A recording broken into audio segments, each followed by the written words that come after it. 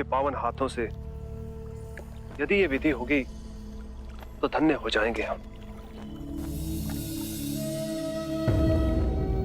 महाराज, बुद्ध आ गए।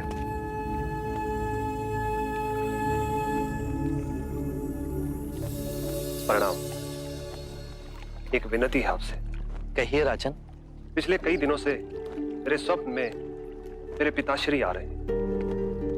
मैंने ब्राह्मणों से भी इसका अर्थ पूछा तो उनका कहना था कि तुम्हारे पिताश्री को शांति नहीं मिली, उनके लिए पूजा करनी होगी, यज्ञ संपन्न करना होगा। आप तो परम ज्ञान का स्वरूप है, तो विनती है आपसे कि पूजा विधि आप ही के हाथों से हो, जो मेरे पिताश्री तक पहुंचे, उन्हें मुक्ति मिले, जीवन मरण के इस चक्र से वो मोक्ष पाले।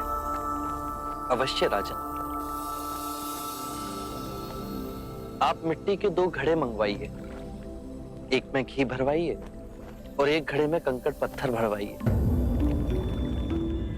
और उन दोनों घड़ों के मुंह कपड़े से बंधवा दीजिए और उन्हें लेकर नदी के तट पर आइए। मैं वहीं आपकी प्रतीक्षा करूंगा। मैं भी इसका प्रबंध करता हूं महाराज।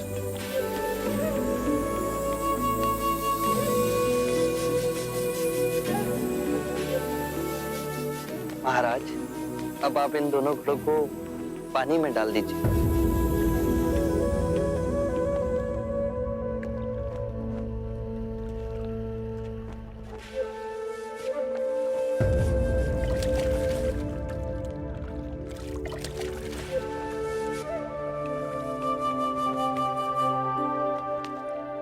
महाराज, अब इन दोनों घड़ों को आप तोड़ दीजिए।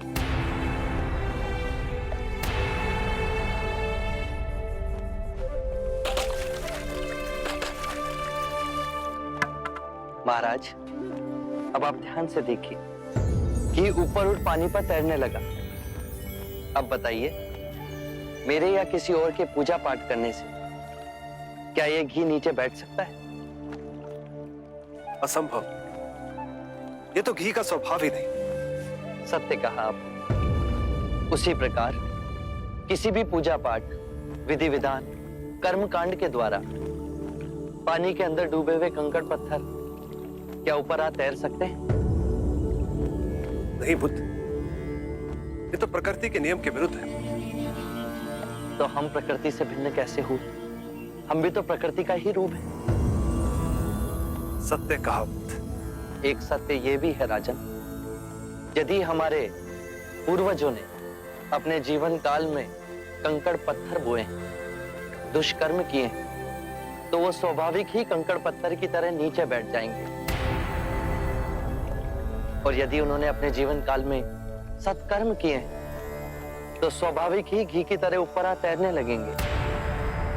जो बोएंगे वही काटेंगे। परंतु इस शरीर रूपी जीवन काल में ही नहीं, अपितु इस शरीर रूपी जीवन काल के पश्चात वाली यात्रा में भी हम जैसे कर्म करेंगे वैसा ही फल मिलेगा। अब बताइए, इस प्रकृति के नियम को कोई पूजा पाठ, कर्म कांड, विधि विधान, यज्ञ हवन मिटा सकता है? राजन, मैं भी इसको नहीं बदल सकता। केवल अच्छे कर्म ही मनुष्य की मुक्ति का द्वार खोलेंगे।